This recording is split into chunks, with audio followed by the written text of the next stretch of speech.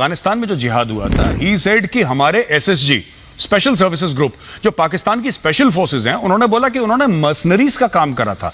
Mercenaries होते हैं जो भाड़े के फौजी होते हैं, जिनको पैसा देके आप लड़वाते हैं, तो उनको पैसा दिया और पाकिस्तान के स्पेशल सर्विसेज ग्रुप वाले गए थे वहां पे लड़ने के लिए। ये परवेज मुशर्रफ ऑन रिकॉर्ड कहते हैं। मैं आपसे आरजू ये देखिए, आपको हो सकता है पाकिस्तानी आर्मी के बारे में इतना ना पता हो, लेकिन एज अ पाकिस्तानी सिटीजन, क्योंकि आप भी अपने जितनी भी आपकी जिंदगी रही है, आपने फौज को देखा ही है पाकिस्तान में, बड़ा ऑब्वियस है पाकिस्तान में you can not escape the army. मैं आपसे ये जानना चाहता हूं, आज कारगिल विजय दिवस है, क्या आपको लगता है कि यह अननेसेसरी था कारगिल का? मैं खासतौर से कारगिल की बात कर रहा हूं, क्योंकि अगर आप कश्मीर की सो कॉल्ड आजादी की बात कर रही हैं तो कारगिल कश्मीर में नहीं है। अगर आप सियाचिन की बात कर रहे हैं तो उसका सियाचिन से कोई लेना देना नहीं है, क्योंकि ऑल्टरनेट रूट है। आपको क्या लगता है एज अ जर्नलिस्ट, आप जर्नलिस्ट हैं, आपको क्या लगता है अर्जु, ये करा क्यों पाकिस्तान ने? अभी तक मुझे लॉजिक समझ में नहीं आया।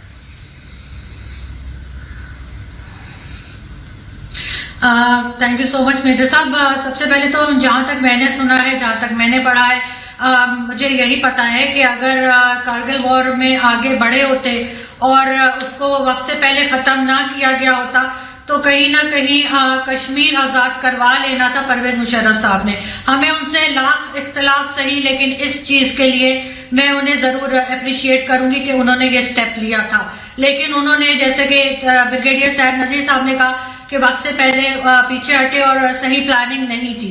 दूसरी बात, आप लोग हर वक्त वैभव सिंह जी भी और आप लोग हर वक्त पाकिस्तान आर्मी को कहते रहते हैं कि जी वो ये बिजनेस करते हैं, वो करते हैं, कुछ भी करते हो, लेकिन जो कारगिल वॉर में आपकी आर्मी ने जो है कॉफन्स तक में जो है वो करप्शन की, जो कि रिकॉर्ड पे मौजूद है कि उसमें आप लोगों ने पैसे खाए अपने उन जो आपके फौजी थे, जो उसमें जिनकी जानें गई, उनके ऊपर अफसोस करने के बजाय जो है कि बहुत बड़ा नुकसान पाकिस्तान ने आपका किया था, जो आप लोग मानते नहीं है।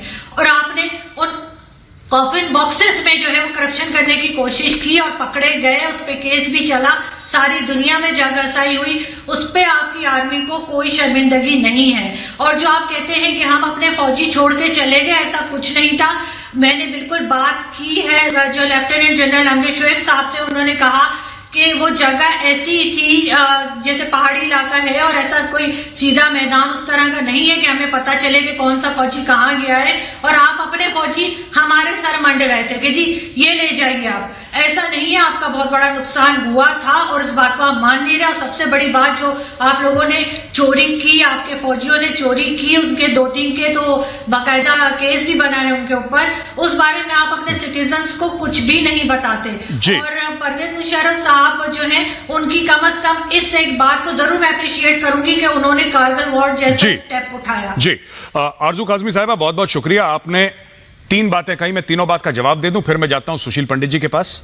पहली बात, आपने बोला कि कश्मीर की आजादी के लिए, अब मैं बता के थक गया हूं।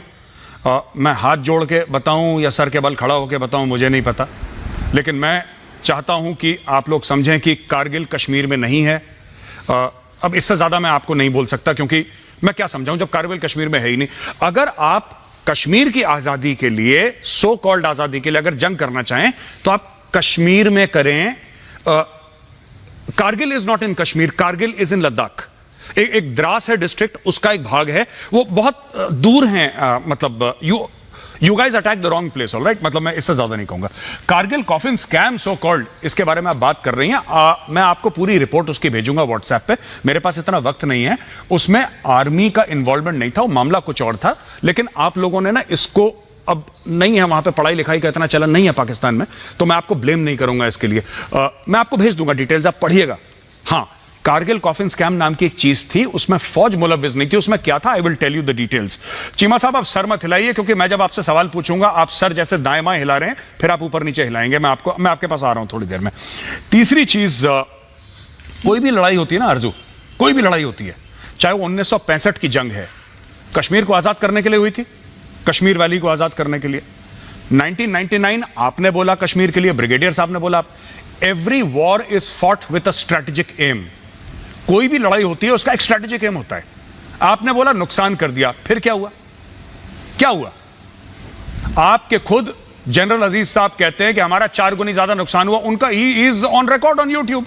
यूट्यूब में उनके वीडियोस आप जाके देखिए। आपने हमारा नुकसान करके आपको फायदा क्या हुआ? नुकसान करना था। दो बंदे हैं, आपने कुछ नहीं करा, आपने क्या करा, उसके जूते पे थोड़ा सा आपने कीचड़ फेंक दिया और बड़ा नुकसान हो गया उसको। क्या हुआ नुकसान से? आप एक बात बताइए, हम लोग 26 जुलाई कारगिल विजय दिवस मनाते हैं। आरजू काजमी साहिबा, आप लोग 26 जुलाई को क्या मनाते हैं? नुकसान दिवस, पाकिस्तान नुकसान दिवस आप मनाइए अगले साल से, पाकिस्तान नुकसान दिवस। आप बताइए ना, बड़ा बड़ा नुकसान कर दिया। क्या नुकसान कर दिया आपने? आपका एक स्ट्रेटेजिक एम था 1965 में, you failed, you wanted to take Kashmir, Kashmir is with India. 1999 आप लोग कह रहे हैं, ब्रिगेडियर साहब कह रहे हैं कि you wanted to take Kashmir, Kashmir is with India. 2 जंगें, हजारों पाकिस्तानी फौजी हलाक, रिजल्ट क्या हुआ? 0।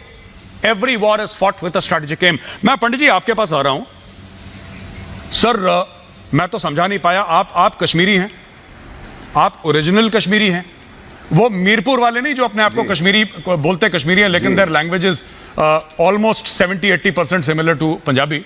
वो मीरपुर वाले कह देते हैं ना जी हम भी कश्मीरी हैं, वो सब झूठ बोलते हैं वहां पे। आप तो ओरिजिनल कश्मीरी। एक बात बताइए सर, ये पाकिस्तान की कश्मीर की मोहब्बत आती कैसे कि गलत जगह अटैक करते हैं? मैं ऑनेस्टली बोलना चाहता हूं, मैं ऑनेस्टली पूछ रहा हूं ये सवाल। How can you attack the wrong place? आप न्यूक्लियर पावर